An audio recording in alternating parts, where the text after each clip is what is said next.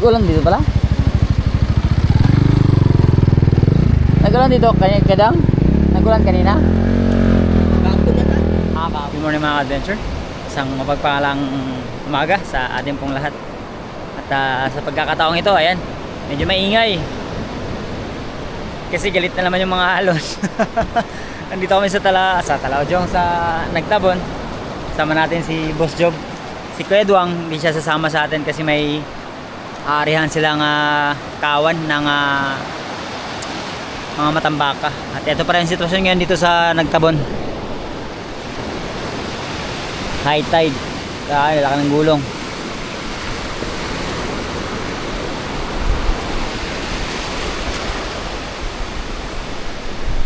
So, sige mga adventure. At keep you posted sa adventure sa araw pong ito. And again, maraming salamat pong uli sa lahat ng ating tagatangkilik, taga-suporta at walang sawang sumasama sa lahat po ng amin pong mga ginagawang adventure. Again, maraming salamat and to God be the glory and God bless us all. Let's go!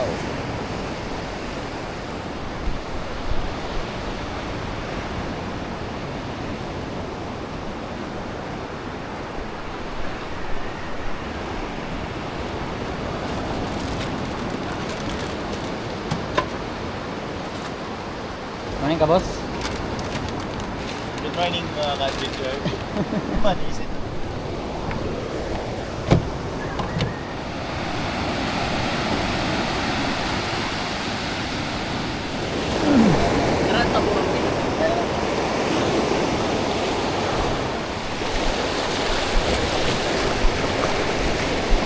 Aray mo! Ay! Ang lalakoy! Ay, ka na kasi!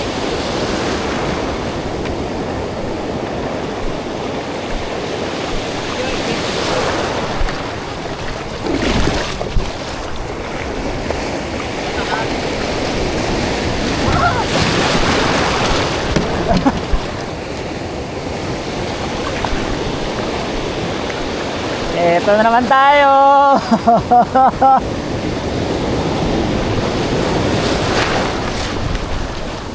Andito na naman tayo!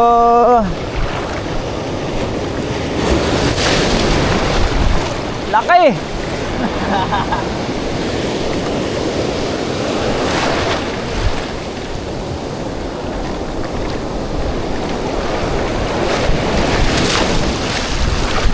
Boss Job!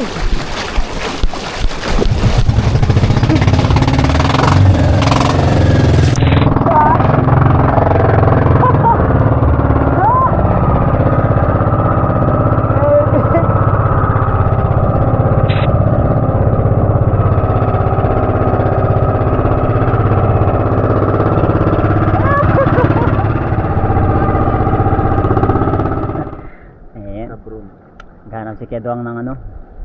Tamba ka, Kedwang? Oo. Sige, damihan nyo ha. Sige. Kaya din. Sana abi mo. Damihan nyo rin ha. Kailangan, pag wala kaming huli, kami ang may mahuli ha. Kailangan may mabais kami mamaya. Sana makadali. Ayan, kami naman ni Boss Job. Diretso na kami doon sa Susong na tayo? Oo, sa susunod tayo, bago tayo sa Kalaparan. Alright. Sige mga adventure.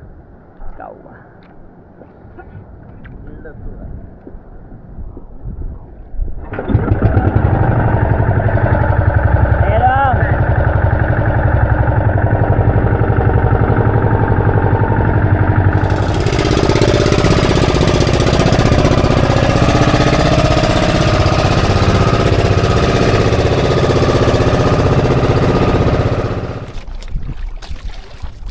Ginagawa pala natin mga ka-adventure para hindi masyadong na-stretch na unat yung mga wetsuit natin pagka sinusuot.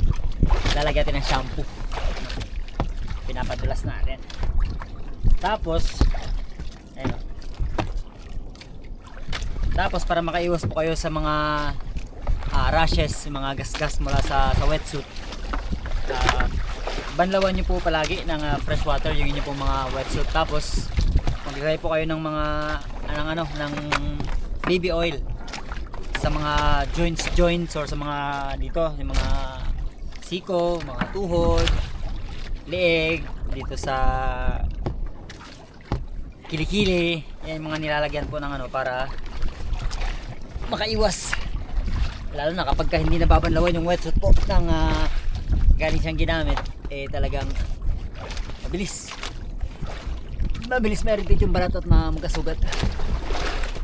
Makaiwas din sa sakit ng tiyan. Ah? Ano na? Makaiwas din sa sakit ng tiyan. Makaiwas din daw sa sakit ng tiyan. Kaya mag-haplas kayo ng ano. Ako lagi ako nag-haplas mga adventure. Kaya hindi na tayo kabata.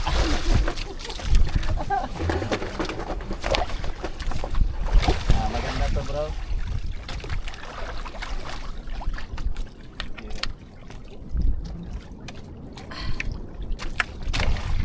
Ito matapos. Let's go. Ang saya mga ka-adventure. Nandun na kami sa Susong Dalaga. At ngayon nandito kami muli sa tabi. Kasi sa dami-dami ng maiwan, yung mas pa. Ay mo!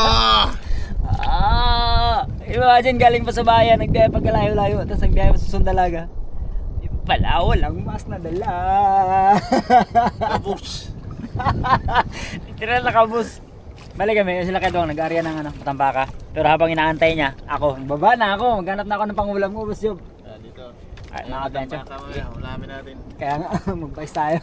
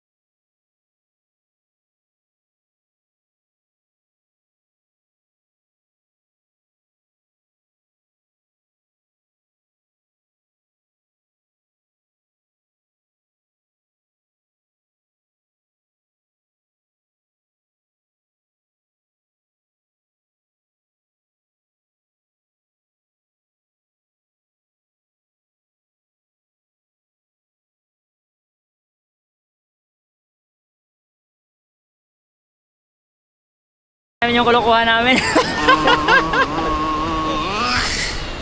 Tinigil na namin. Sila kaya doang, lilipat pa sila kaya doang ng Talao Jong kasi hindi nila nahuli yung grupo ng mga Matambaka. Kaya kami ni Boss Job, lilisa na. Boss Job? Kapos? Uwi na kami. Kasi Ingat talaga kayo. walang mas. Excited mo siya doon. Nakaraan. Grabe. Fancy. Grabe ka excited eh. Nakaraan pins na eh. Dami-daming maiwan, mas pa talaga. Nakaraan pins. Oh. Kabuti na lang may pins na ganda. At kinabukasan mga ka-adventure ay agara na rin po akong nagbiyahe papunta ng Dipnay San Fernando na sakop po ng El Nido, Palawan kung saan doon mag-uumpisa ang expedition mula po sa El Nido patungo po sa bayan ng Coron. Kesa naman po mamasahe pa ako ng 3,000 sa fast ferry ay tinitake ko na lang po yung opportunity na sumama sa biyahe, at the same time ay magkaroon muli ng interaction at mamit ang mga iba't ibang lahi, at syempre ipapamalas natin yung ating mga amazing na destinations dito po sa area ng Linapakan at sa entire Palawan. At hindi lang yan mga ka-adventure, dadalhin din sila dito sa mga destinations kagaya ng lumubog na barko dito sa may isla ng Darakuton. Pero ang barko pong ito ay hindi po barko ng mga Hapon na pinalubog ng mga Amerikano during September 24, 1944 noong World War II.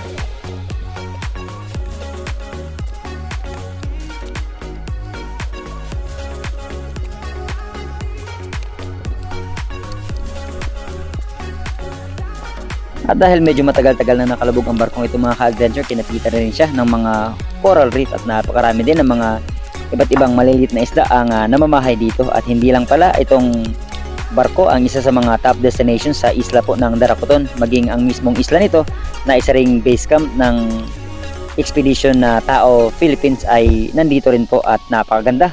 Hindi lang talaga underwater, maging aerial view ng mga isla na meron dito sa Palawan, kaya nga siya madalas manalo at hiranging the best islands in the world. And after naman po namin dito sa Darakuton ay nagtungo naman po kami sa isla ng Takling, and after nyan ay nagpalipas ng gabi sa may isla ng Ginto.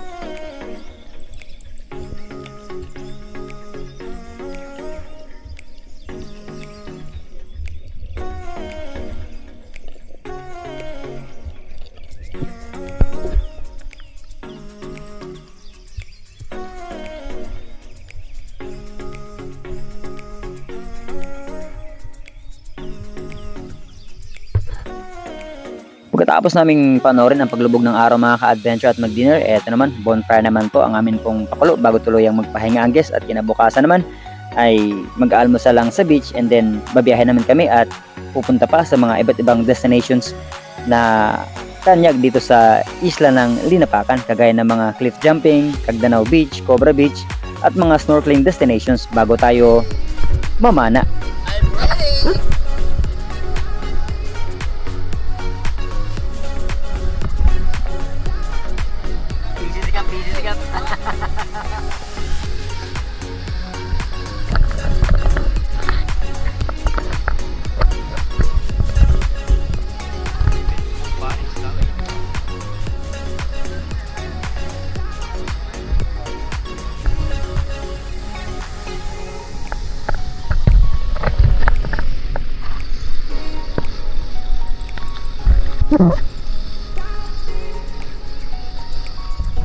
At dahil may opportunity tayong mamana mga ka-adventure, ay sasamantalahin din natin yan. At dahil nag-aas din yung mga panauhin namin na gusto nilang kumain na talagang something sariwa, which is from the sea to plate ang gagawin natin. Kaya eto, quick deb lang po ang gagawin natin. After maybe mga 20 to 30 minutes lang ay balik agad kami or susunduin nila kami. Tapos biyahe naman kami ng mga 2 oras papunta naman sa Kuring, na sako po ng Kulyon para sa aming ikalawang base camp. Ang expedition tala namin pong ginawa mga ka-adventure ay 3 days and 2 nights lang. Unlike yung dati kong ginagawa sa Big Green Boatman, yun po ay 3 gabi at 4 na araw naman.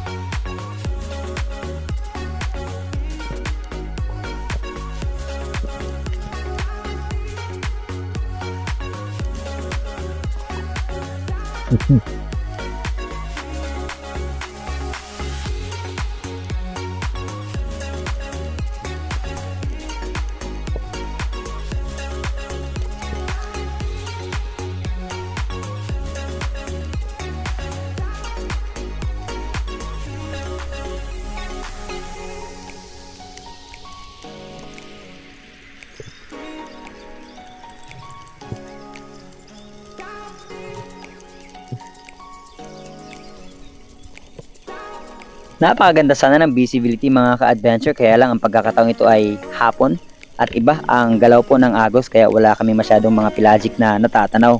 After kong makasecure ng mga labahita mga ka-adventure ay agar na rin akong umahon at pagpunta ko po sa kayak Nagulat ako, napakalaki pala ng luba na nahuli ng pinsan kong si Solomon.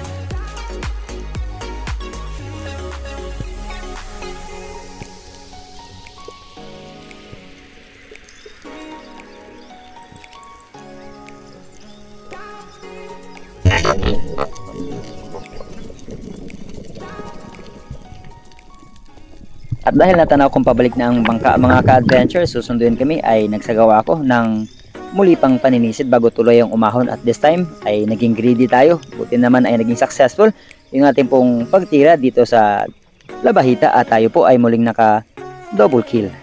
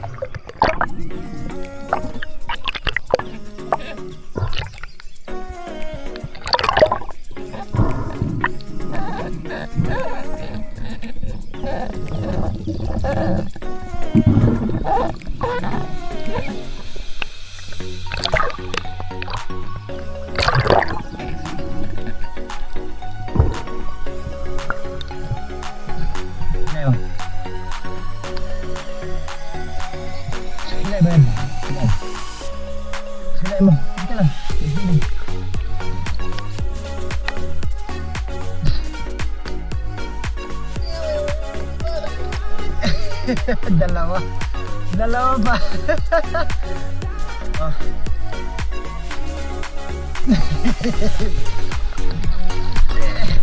Double kill nga sabi ko.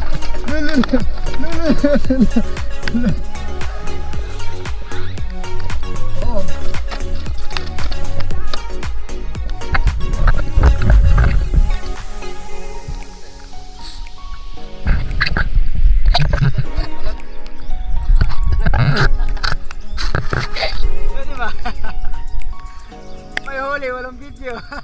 At sa pagkakataong ito mga ka-adventure, tuwang-tuwa ang mga panauhin na kasama namin sa biyaheng ito dahil na-amaze sila sa napakalaki nitong grouper na nahuli namin, at sabi nga namin na bukas ay ipapatikim namin ito sa kanila during lunchtime kasi ito po ay gagawing fish fillet. Good morning mga ka-adventure. Yeah, busy na naman ang ating tagaluto. Ito na yung luba. Ispili na luba. Ayan o. Ayan. Ispili na luba. Para sa bisita. Tapos, ito naman. Yung ulo ng luba. Samahan nyo kami ng mga kagawin para kumain pag salusaluhan yung nahuli namin isda kahapon. So, buti na nandito yung pisan pong malupit o. Taga-regalo. Makikita na naman siya ng ano. Dupoy. Nilambatan. Nilambatan. Nilambatan na lupoy. Pero walang bakas ng lambat. At sa huling araw ng aming expedition mga ka-adventure ay gagawa tayo ng kinilaw para sa aming almusal habang nakasalang yung ulo ng luba na sinigang ng amin pong tagaluto si Kuya Onyok.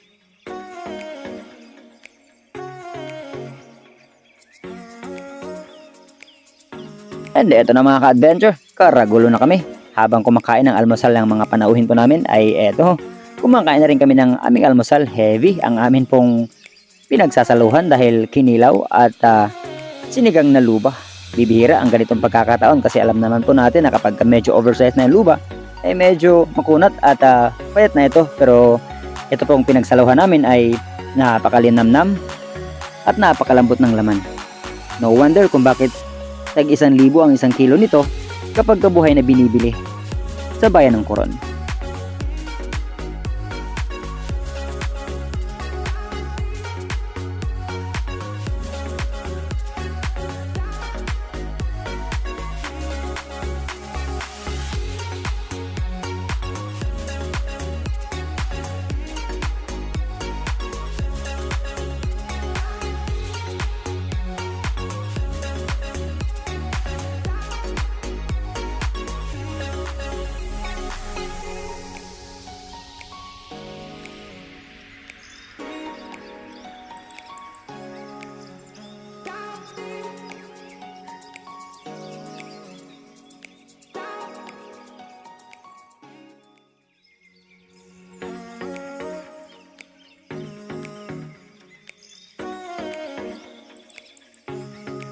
At dahil hindi tayo makahigop mga ka-adventure dahil sobrang init ay kit-kit na lang muna ang gagawin natin. Ayan, okay, mga ka-adventure, kain po tayo. And after po ng dalawang destination ay nagtungo na rin kami sa bayan po ng Coron bago mag alas 5 ng hapon.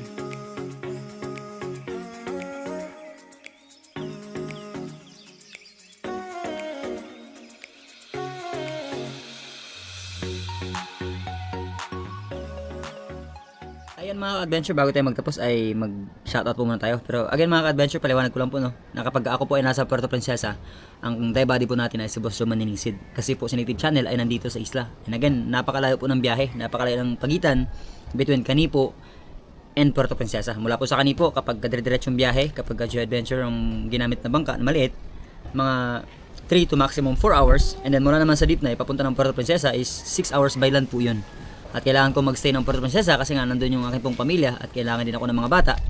At as much as possible po, minamaximize ko yung time na nasa Puerto ako. Kaya lang, hindi nga ganun kaganda yung mga nahuli nating isda, hindi nga ganun karami. Wala masyadong nanonood. At isa pa, nami-miss din nila si Chairman. Kaya kailangan ko rin bumalik ko ng isla. And the Native Channel naman po, nandito po sa Kanipo, yung asawa niya, tsaka yung bunso ni Tangay Kulot na pinabalaki nila. So kapag hindi po kami magkasama ni Native Channel, ibig sabihin po niyan, wala ako sa isla. Pero na lang, kapag dumayo kami, nakasama ko si Native Channel. And samahan nyo po kami sa aming bagong adventure na gagawin. Hoping this last week ng buwan ng Agosto na meron kaming isla pong pupuntahan. Na somewhere malayo, pero epic yung magiging adventure natin doon. Kasama ang ating mga kaibigan at ang Loro PH siyempre. Shoutout natin yung pinakaunang nag-comment si Jomar Fernandez, Staff 5, Mace Irene Gonzaga, Dennis Balonso, Sherwin Marana ng Qatar, Juben Cielos, and Sinoriel Dalisay. And shoutout din ang Balonso family ng Binangonan. Anthony Vicelia, Tokayo, shoutout. Shoutout din kay Lawrence, kay Kylin Rose Villanueva from Cilia Villanueva ng Cainta.